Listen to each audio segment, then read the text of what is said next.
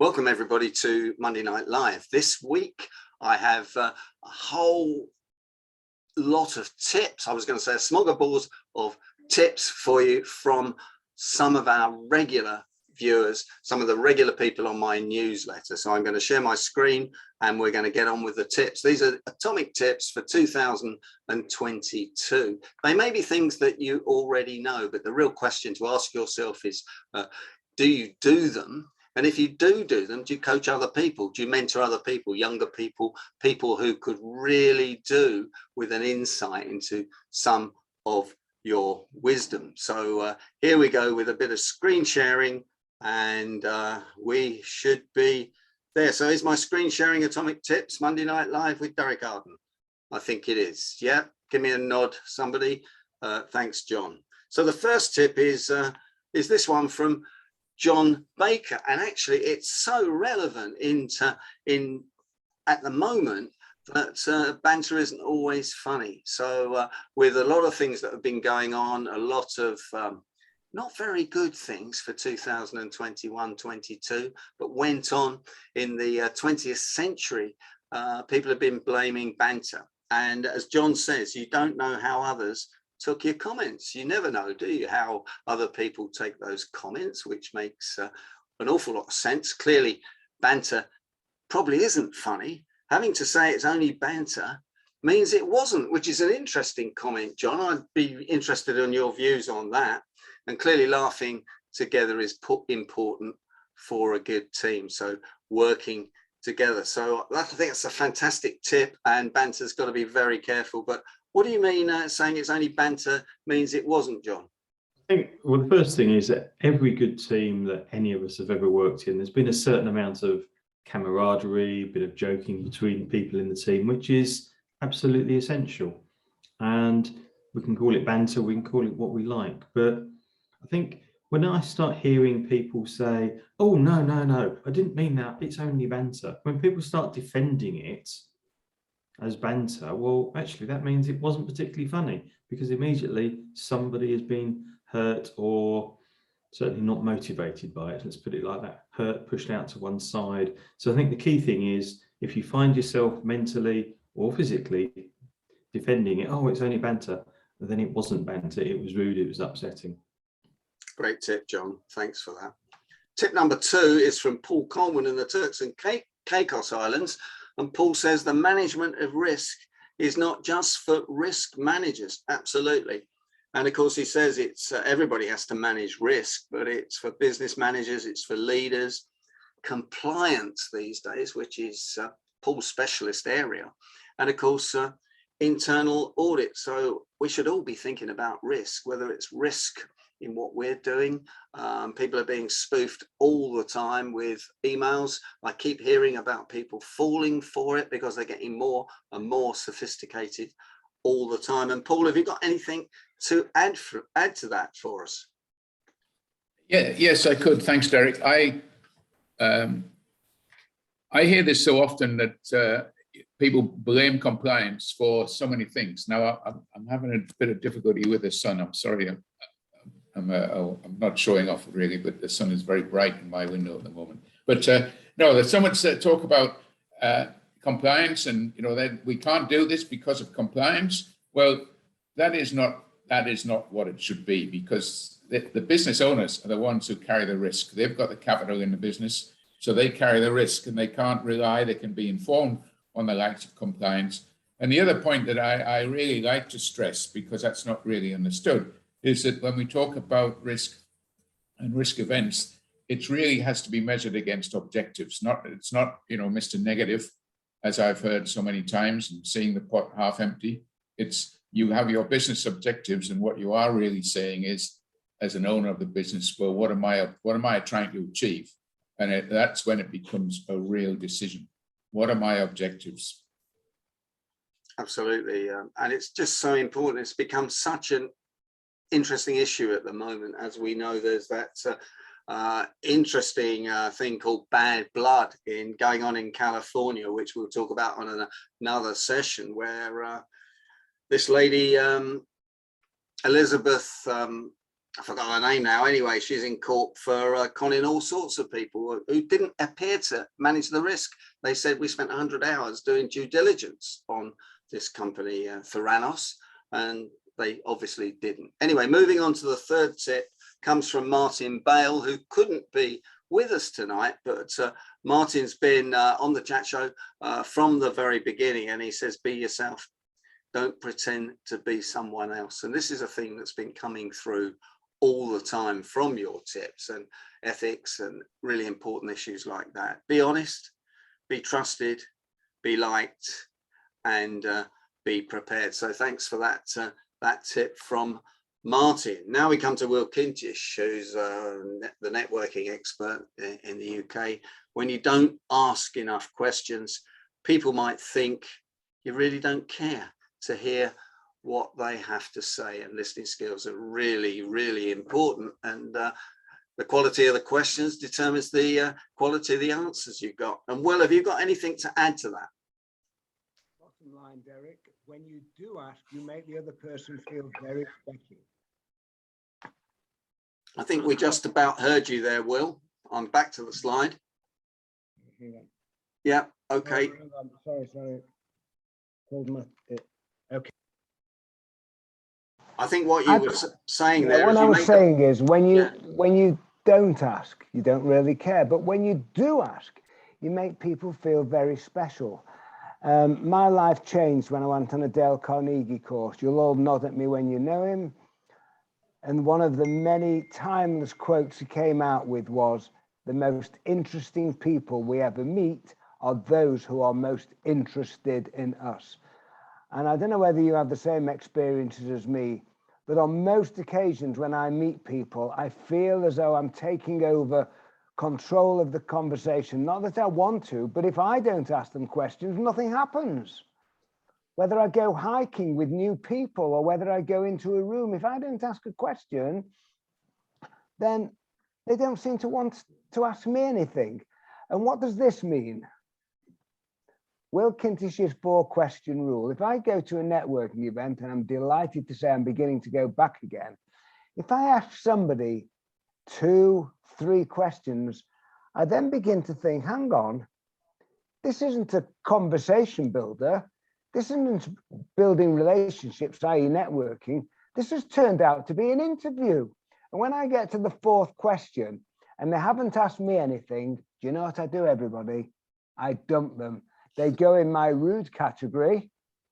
And I think, well, you don't want to know about me, so why should I waste any more time? I politely move on and think and go and find somebody else. It's not that I want them to ask me too many questions, but at least when it gets to the 4th one, I'd like them to ask me something. Derek, fantastic, Will. And I'd like to invite you back in January or February for introverts like myself and John Baker. You need to give us a list of questions when we go into this, because we head to the bar rather than head to networking with people. So I know you do. You're a bad man. Thanks, Will. That's brilliant tip. Brilliant tip.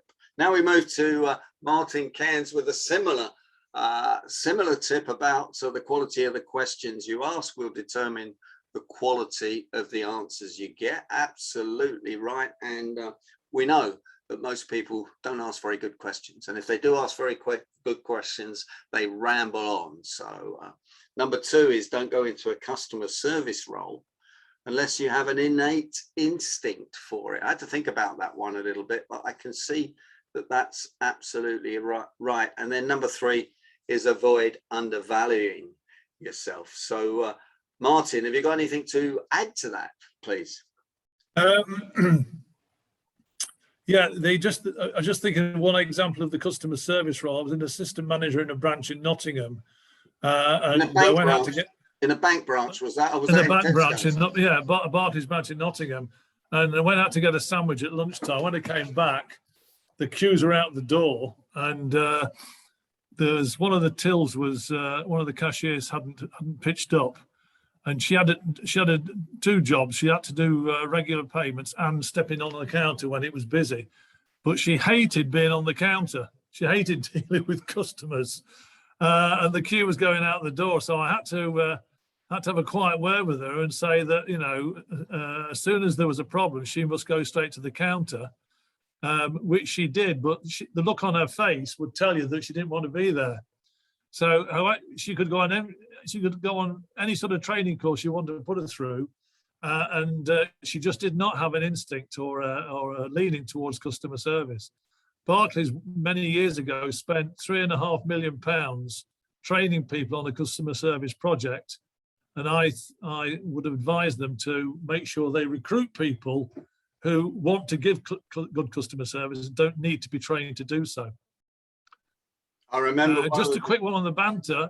I'd just like to make a comment on the banter before. I'm one of a group called the Lads, would you believe? We're all 75, but we went to infant school together. And we're still a group all these years later. And the banter is very prevalent when we meet up. And some of it could be deemed as being very insulting, which it is often, but it's part of the camaraderie of our group. So we can get away with it. We wouldn't do it to somebody new to the group, but banter can be good fun when it's properly used. I think the issue is, isn't it, that it hasn't been properly used. I'm thinking back to some of the banter in the hockey clubs I played in. They would probably be seriously out of order now, but they were sort of accepted in those days, weren't they? But I'm pretty ashamed of them now, but that's where it is. Thanks, Martin. That's brilliant. Was it you that came up with the expression, if it wasn't for the customers, it would be a good job in banking? I won't let you answer that. I did say that, but I was quoting somebody else, Derek. Well, I'm not falling for that one, Martin. Okay, now we move on to the University of Essex and Nigel Kirby, and I could have almost predicted this would come from Nigel, adopting a contrarian mindset, challenge your assumptions, think, write and share. Remember, the competition gets a vote too. I like that one, Nigel. Anything to add there? I think it's really about we're living in a very sort of volatile, uncertain world, and we need to be challenging our mindsets and not to be influenced by our biases and heuristics, which can affect how we make decisions. So try to approach any plan with optionality. Use the Think, Write, Share, which is a great tool to get active listening. It really helps to engage introverts. It stops extroverts dominating the conversation, and you get real insight. So I would encourage anybody and everybody, no matter the size or complexity of the plan or project, to consider challenging your assumptions, to use Think, Write and Share. And remember, the competition may be one step ahead of you, so they get the vote too. When you say Think, Write and Share, do you mean as a team, or do you mean individually? Primarily as a team, because it works on the premise that if I ask or pose a question, I give you, say, a couple of minutes to think about what you want to answer. You write down your answer, but the key here is that everybody speaks once before speaking twice. So because you've actually written your answer down in advance, you don't then fall into the trap of agreeing with the dominant or the first person's answer. So typically in a conventional meeting, you'll have the highest paid person in the room, and normally their opinion counts. So normal group think, everybody nods and agrees. Everybody thinks, well, I don't want to argue, therefore they're in agreement.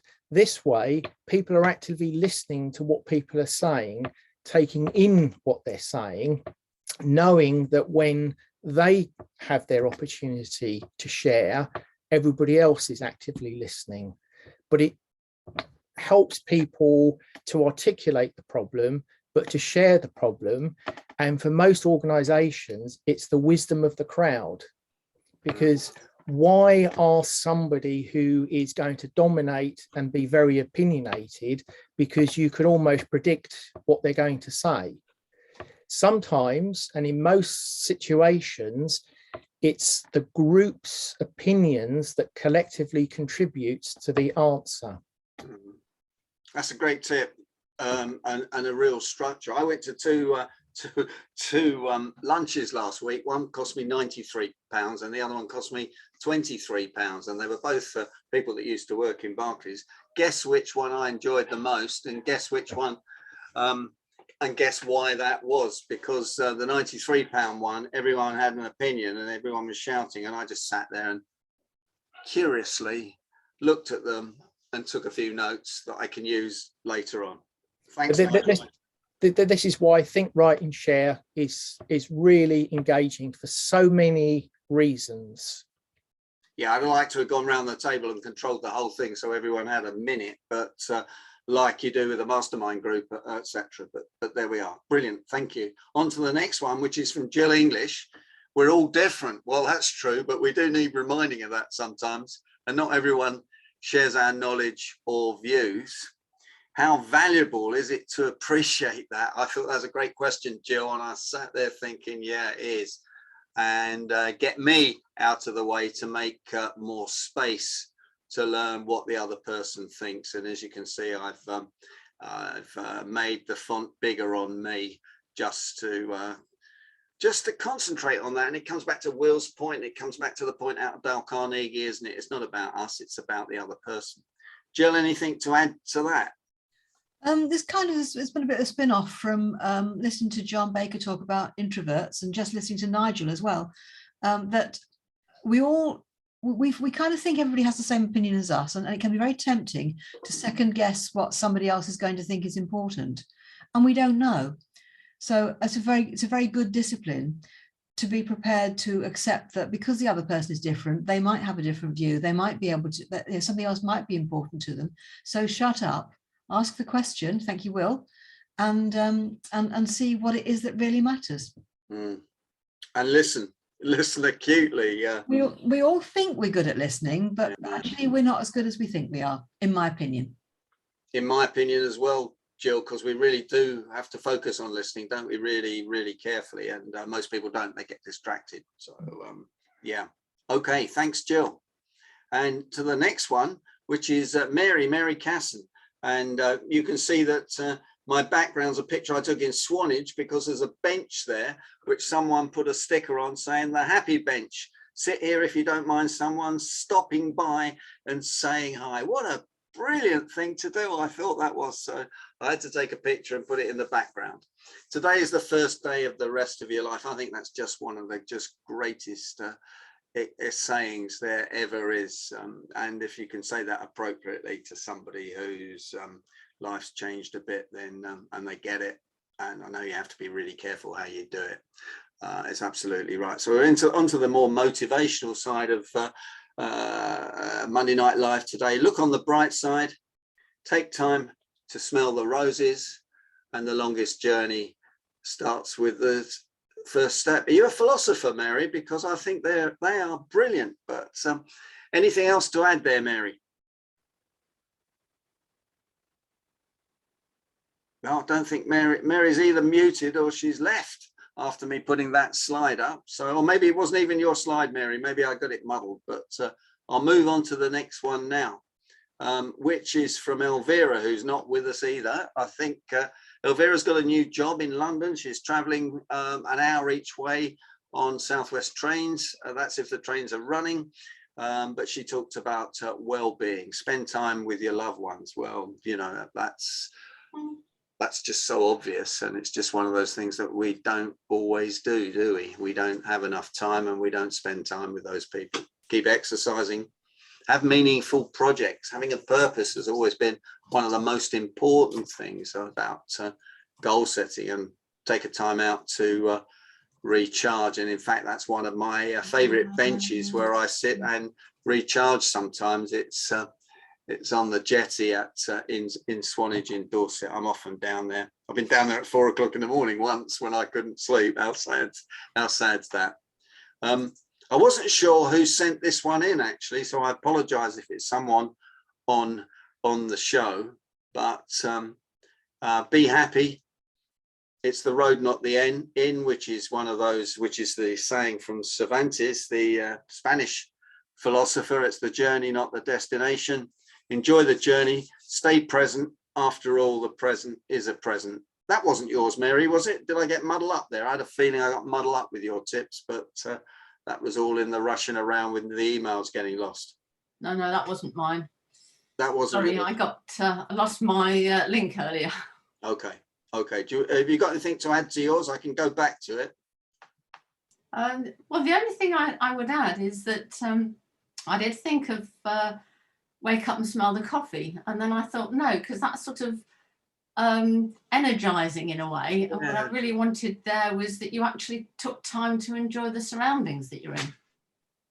Yeah, no, I think take time to smell the roses is much better than wake up and smell the coffee. I think that's more sort of alpha, isn't it? Wake up and smell the coffee sometimes, but I'm not sure. We'll see what other people think in a minute. Okay, so be happy. And this one came from Tracy Hooper. You remember Tracy in Seattle? She's not with us today, but it linked into some of the others, so I liked it very much. Be curious to let people know you value their thoughts. So that's a rather different way of putting it, about listening and asking questions and listening to them. And then Tracy went on to say, ask the questions that we always talk about, what, how, and tell me more, which are the best open questions that there are really. And what I teach people when I'm teaching them to negotiate and getting more information from the client, from the other side, asking them what they want to achieve, how we're going to do it, and tell me more about it. And then we come to Grace, who's on, I think. Grace from Yorkshire. We teach people how to treat us. I love that, Grace. I thought that was great. We do teach people how to treat us, don't we? Think about a positive relationship you are in. Why is it positive? Wow, that's a deep question.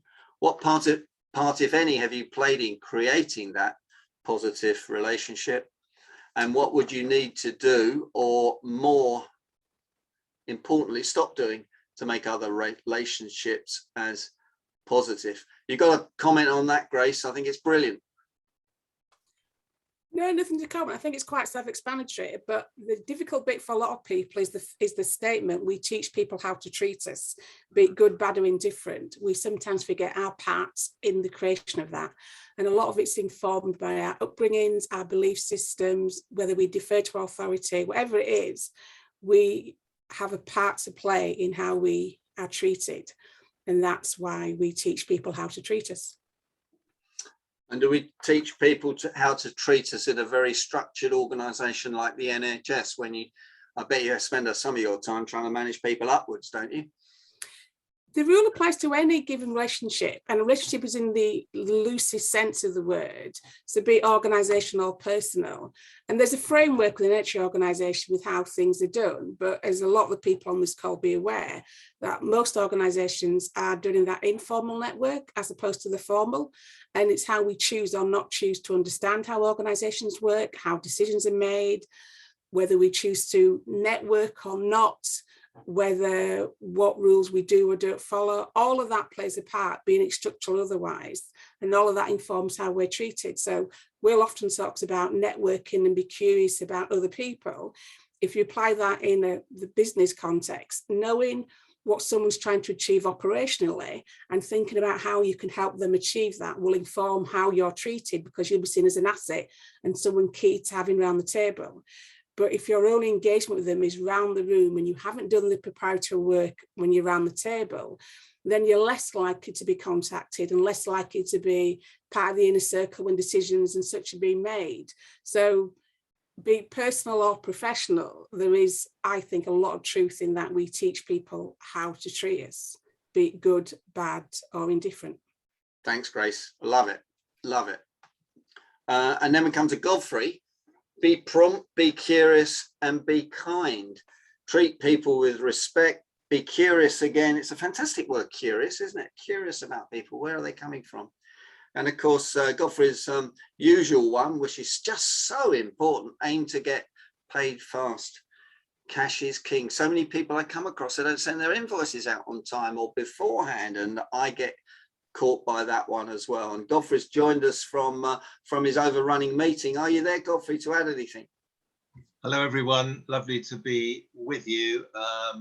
Working in reverse order.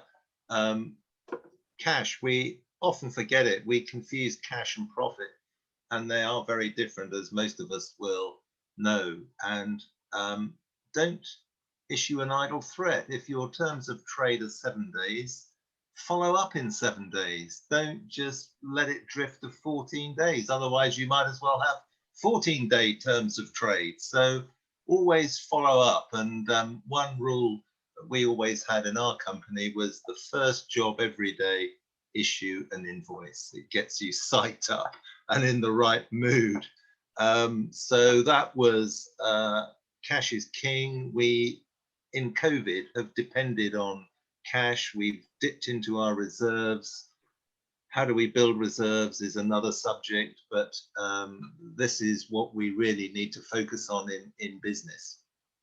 As to being curious and kind, I don't want to dwell on this too much because a lot of the previous speakers with their top tips have covered the questioning, but I think empathy is a very nice thing, and treat others as you would wish to be treated yourself. And if I can give just one little example, Derek, in our business as investigators, a lot of our work was finding people who didn't want to be found for various reasons. They might have a debt problem, relationship problem, might be fraud, whatever. And very often we would be asked by the client to take court papers and serve process, because if we found them, then that was the ideal opportunity. If we found them and didn't have the relevant papers, they might have pushed off again by the time somebody else had tried to serve the court papers. So our aim in all of this was to try and shake hands with the subject, no matter how serious the matter. Even if it was, I can remember, penal notice. In other words, this person was going to go into prison as a result of us finding them and serving these documents. But you can do it nicely. You don't have to be the image of the big bad bailiff and hurl the papers at their feet. The nicer way to do it is to shake hands and say, look, this is bad news, but can I give you any advice? Can I help you with the next steps in this process? Do you understand what's going to happen next? You might need a lawyer yourself, and just take a little time to be helpful in the worst of circumstances, because you never know when you might come in to meet them again and you've established even a basic level of relationship. So that is being kind in very difficult circumstances. Easy to be kind when it's all very pleasant, all going well, but I think we just need to step back and also think, when things aren't going quite so well, can we also just offer that little bit of empathy and put ourselves in the other person's shoes? Thanks, Godfrey. Absolutely brilliant and very difficult to do. Some of these tips are obvious we're talking about. They're common sense, but they're so common people don't do them. And putting yourself in the other person's shoes is pretty difficult. You sometimes need to stop and take a time out and a breather and then think, where are they coming from? What are their issues? And over to Texas. Now, Texas Tim sent me 9 tips. So Tim, there's only Room for three of them on here today, sir, but you are in Texas, so everything's got to be big in Texas. So I wasn't surprised when you sent me 9, but we've just got the 3 ordinaries. So do you want to talk us through those very quickly? Yeah, so I'm using the term ordinary versus extraordinary because I used to use elite versus amateur, but the term elite is now getting a bad connotation here in the States. It means the ultra wealthy for whom the rules no longer apply. But instead of ordinary versus extraordinary, you could also use amateur versus professional. So just to cover the 3 points, ordinaries, amateurs think toward their goals, but elite performers, the professionals, actually think from them. I want to win the world championship. I want to win the Stanley Cup. I want to win the World Cup. And they think back from that incrementally. That's a big difference. And they almost do that naturally. The next one, did you want to put that slide back up? Yeah, I'll sack my audio visual man when after this meeting. It wouldn't be necessary, probably wouldn't be a good idea either, unless you want to do it yourself. Ordinaries stop when they achieve a goal. Their goal is this, but extraordinaries or professionals understand that achieving them is only the beginning. The next step is typically a plateau, which they will embrace. But ordinaries or amateurs get very frustrated by plateaus and typically stop developing and stop improving. But professionals understand, or extraordinaries understand, that the plateau is something to be embraced and it will not last. And then finally, ordinaries focus on identifying and improving weaknesses. Extraordinaries, professionals, work on their strength and they make them stronger. When you work on your weaknesses, what you're doing is embedding negative, and you're hurting your self-image by continuing to perseverate on your weaknesses or your shortfalls. And that's not what elite performers do. Absolutely, Tim, and that's so important. I worked for several people who thought you had to work on your weaknesses, which is so extraordinary, making you a generalist rather than an absolute elite specialist. Yep. Derek, could I go back? I have loved this conversation about showing compassion and being kind. And a long time ago, I ran across a quote by Immanuel Kant, the philosopher.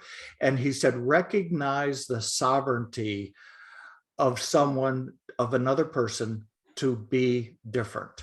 Recognize the sovereignty of another person, be different. I thought that's great advice, because it is sovereign to them.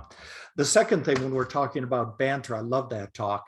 Here in the States, we have two terms for it. We call it smack talking, S-M-A-C-K, talking smack, like it's a verbal smack in the face.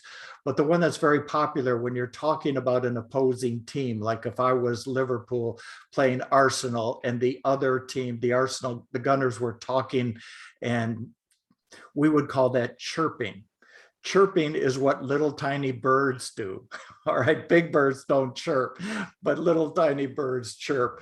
So when you read about this, say, yeah, they did a lot of chirping before the match, but the final score was what the final score was. So I just wanted to give you some terms from the States for banter, especially. Well, thanks for bringing that up, Tim. But as an Arsenal supporter, I'm sorry, I have to ring the bell for that. It was the only team I could come up with at the last moment, and as soon as I started down that path, I was sorry. You knew you were in big trouble. For those of you that don't know, any negativity on Monday Night Live gets the bell rung. We are the positive people sharing our stories and our wisdom.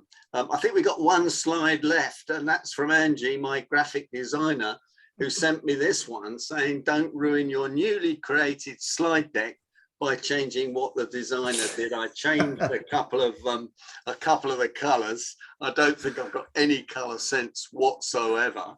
And I'm sure I'm going to get some feedback because Angie's on here, but Angie is a great designer. And if anybody ever wants a designer, get in touch with Andy, but ask for her Swanage rates, not her London rates. Okay, that's just a little tip for you. Anything to add, Angie? Well, you did have another slide for me about professional service firms. But, yeah, that's not in the deck here. I got too many slides from different people. Right, I'm saving that for something else. Something else, but branding is really important, isn't it? Absolutely, yeah. It's trying to keep your brand in the right colours and the right fonts, and just be the same all the way. You see, he keeps changing the fonts to like red, and he's taken off his picture, and there's all these little bits that I go, oh no, not so. So I'm just in big trouble. But there you go. We learn, don't we? Always learning, always earning. So thanks for that, Angie. So we're nearly at the we're nearly at the end of the show. I'd like everybody to stay on and see what other tips we've got. But if you're watching this on YouTube or you're listening to this on the Negotiators podcast, What a fantastic number of tips we've got there going into 2022. And the real question to ask yourself is, are you doing them? Are you taking action on some of them? Are you mentoring, coaching, and passing them on to other people? Because most people know what to do, but then they don't do what they know. I'm Derek Arden. Thanks for joining us on YouTube. Thanks for listening to this on the podcast. Thanks for joining this live, and please do join us at some stage in the future. Thanks to all my guests today. I'm putting you on gallery view. Give us all a wave. Thanks for joining, and look forward to seeing you next week.